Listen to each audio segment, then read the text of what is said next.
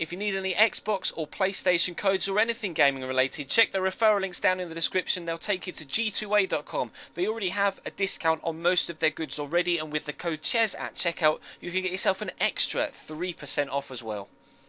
Hey guys, how's it going? Ches back again, and welcome to episode number 2 of the Golden Oldies Challenge. This is, of course, the series done in tandem with CaniSports and MGH. If you want to check out their episode 2s, then the links to their channels will be in the description. I'm sure most of you are already subscribed to Chani and MGH, but just in case you're not, their links will be in the description down below. We have, of course, simmed our way to the first league game, and we will obviously, for the sake of fairness, be getting ourselves knocked out and forfeiting the initial Capital One Cup game, which actually comes in September, as you can see, the second there against Norwich. Rules, as per the last series as well, obviously, we have 2 months per episode, and we're allowed to pick one game per month that we're allowed to actually play ourselves. So you guys obviously gave me a big helping hand in the youth squad challenge when it came to deciding which games to sim and which games to play. Definitely simming the home games. This is obviously, as you can see on the left hand side, our strongest possible team with our wild card Iniesta in there,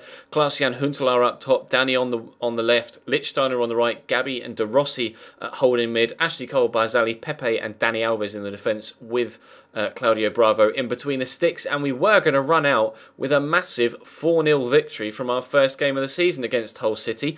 Fantastic, as far as I'm concerned. Couldn't have asked for a better start, could we, to be completely honest. If you haven't dropped a like by this point in the video, then definitely do so right now. It'd be fantastic if we could hit over 500 likes again for this particular series. We start, though, with our first game of the series that we're actually playing away from home against Tottenham. You guys said, obviously, in the previous series, and it worked worked wonders for me once I actually was able to get that feedback, to sim the home games, play the away games. Well, we only have one away game in the month of August, and that is at White Hart Lane. So I'm definitely going to be playing this one, playing the same side that played against Hull City. In this particular series, there's going to be a real emphasis on stamina. In the last series, I tended to just rotate the full 11 each and every time that we had, games in short succession. But I'm not so sure I'm going to be able to do that with this particular series, because obviously the stamina of the older players, especially a couple of the players that I have in my squad, most notably Ronaldinho, is going to be pretty poor over the course of a full season. Fortunately, though, there are less games in a Barclays Premier League season than there were in a Football League season, of course, when we were playing as Wolves, or I say as Wolves, we were using Wolves for the Youth Squad Challenge with 46 league games, whereas of course only 38 in the BPL. But we're 20 minutes in here. We've had a couple of chances at the other end. We're able to come very close to taking the lead. Harry Kane bundles his way through, and then Christian Eriksen smashes it off the outside the post. We do scramble it clear somehow, but half an hour in, Tottenham are still trying to find the breakthrough if they possibly can. Christian Eriksen with a dead ball situation this time, and Etienne Capoue comes very close with his header from that corner to giving Tottenham the 1-0 lead. I'm making a couple of changes though in the second half to try and freshen things up, bringing on the aforementioned Ronaldinho as well as David Villa, my rotation striker. So Klaas-Jan Huntelaar coming off, bit more pace up top with David Villa, but a bit less pace at Cam with Ronaldinho. But obviously similar levels, if not even more high levels of dribbling skill from Ronaldinho that you get from Iniesta. We've seen in the Barcelona career mode on the channel recently that Iniesta is a very, very good player when it comes to having the ball at his feet. But equally, so is Ronaldinho. He's on the breakaway here. Obviously not the fastest anymore, sadly, but Gabby's going to play the 1-2 with him, takes it under control well, skips past one challenge and past the second, and rifles it into the back of the net. He's not been on the pitch long, matter of 10 minutes or so in the second half, and Ronaldinho makes it QPR 1, Tottenham 0 with 20 minutes to go. Brilliant dribbling feet, skips past that challenge, commits Kabul as well, and on his left foot smashes it into the back of the net. Couldn't have asked for more for an instant impact from Ronaldinho off the bench. We're 1-0 up. Less than 15 minutes to go now. Stefan Lichtsteiner trying to make his way down the right-hand side. Dani Alves, though, is going to get caught in possession here. Jan Vertonghen pushing high up the pitch. Steals it off him. Plays in Christian Eriksen. He has to square that. I'm sorry. There is no excuse for Eriksen missing that chance. A, he should have squared it. And B, if you are going to shoot from there, you have to score. He had to score. It cost Tottenham big, and we get the win. So 6 points from our opening 2 games of the Barclays Premier League season, thanks to a 4-0 win over Hull and a slim 1-0 margin of victory against Tottenham. Obviously, we're playing on Legendary or in this series, which is a difficulty that I'm starting to get more experience with, thanks to the Barcelona series we've been doing on this channel. But as you can see, I have started a full rotation 11 in this one with the full backup players involved, and it actually isn't going to work out too well for me. We're at half time now, it's 0-0. They're actually going to take the lead through Emmanuel Giaccherini, and then eventually, though, fortunately for me, we are able to pick up an equaliser just a few moments before full time. Gökhan Inler pops up with a goal in the 84th minute to ensure that we get a point at home against Sunderland. But that made it clear to me that I really am going to have to rotate the side, and if I have fit first team players, I'm going to have to play them no matter what the opposition, because we need to get results, because obviously Matt and Chani are going to be maximising their potential as well, so we can't handicap ourselves in any way. I'm going to have to try and put my OCD to one side and perhaps play slightly unfit players as well if they're better than the other option in that particular position. But our away game for the month of September is Manchester United, so things don't get any easier. Starting the main side though, as you can see, obviously if I can start my full strength first 11, then I will do so, and if I can sim with my full strength first 11, then I will do so as well. But we were able to pick up a victory, slim victory nonetheless, but 3 points was the takeaway from I was going to say Old Trafford. We're at Old Trafford now. From White Hart Lane. Fortunately, Claudio Bravo was on hand to make a good save there to stop Man United making the breakthrough.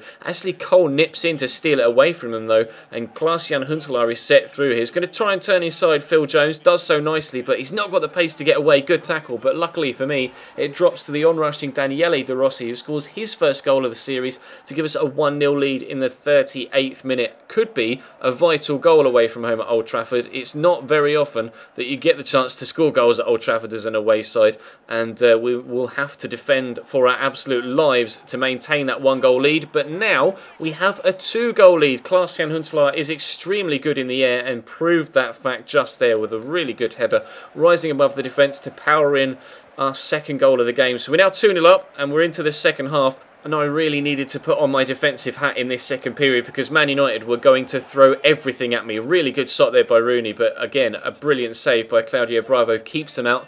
Down the right-hand side this time with Raphael. Tries to square it back, but Ashley Cole cuts it out. But again, unfortunately, I'm going to be loose with possession. Gabby gives it away to the man in the middle who finds Valencia. A lovely little 1-2 with Di Maria and Rooney. But again, Claudio Bravo comes up big with a save, and that's why we picked him. It's been very good for us in the Barcelona career mode on this channel, and continuing to prove to me that he's a very, very, very good defender. Disappointed with Klaas-Jan Huntelaar for not putting this one away, though, to be completely honest. Victor Valdez in between the sticks for Man United, believe it or not, for this game, and he wasn't able to come anywhere near a clean sheet. 2 goals for us. That's 2 games played away from home now. And we've come away with victories in both, and most notably as well, clean sheets in both. But I was simming another game here, home against Stoke. I would have played my first team players, like I say, in this one, rather than the rotation side, but it came just a few days afterwards, and unfortunately, we weren't able to have a fully fit side. But playing at home, against Stoke, Gutierrez gets injured just before half-time, and then Glenn Whelan gives Stoke City the lead, and then Glenn Whelan scores again. David Villa misses a penalty on the hour mark, and with 15 minutes to go, we look like we're going to get our first defeat of the season at home against Stoke. We are going to get our first defeat of the season at home against Stoke. Not good enough. So the first team is playing away from home against Southampton here. We could really do with a victory if you don't mind, to be completely honest. Klaas-Jan Huntelaar scores a penalty in the 23rd minute to give us a 1-0 lead. We're almost at half-time when Danny picks up a second to make it 2-0. Then Stefan Lichtsteiner gets himself sent off, which isn't necessarily going to help things, but Danny picks up his second goal of the game on the hour mark. 3-0 the scoreline now. They do pull one back through Sadio Mane with 10 minutes to go, but we come away with a 3-1 victory. So we are sat second in the table after the opening 6 games. Now, as was the case with the previous series, we're not telling each other how we're getting on throughout the season, so I'm going to have to go across and watch Chani and MGH's videos now to see how they get on. If you're going to go across and watch their videos too, make sure you put hashtag #TeamChez in their comment section to show your support for our particular side of 22 here at Queen's Park Rangers, and show them that we're not to be trifled with, and we're going to do absolutely everything we can to come away with a win from this second series. A decent start. Would have liked obviously 100% start, but fingers crossed in the next episode on Friday we'll be able to get a 100% score and win ratio from that particular episode. And fingers crossed actually we can keep some more clean sheets in the games that we actually play ourselves, because as you can see we've only conceded 4 goals,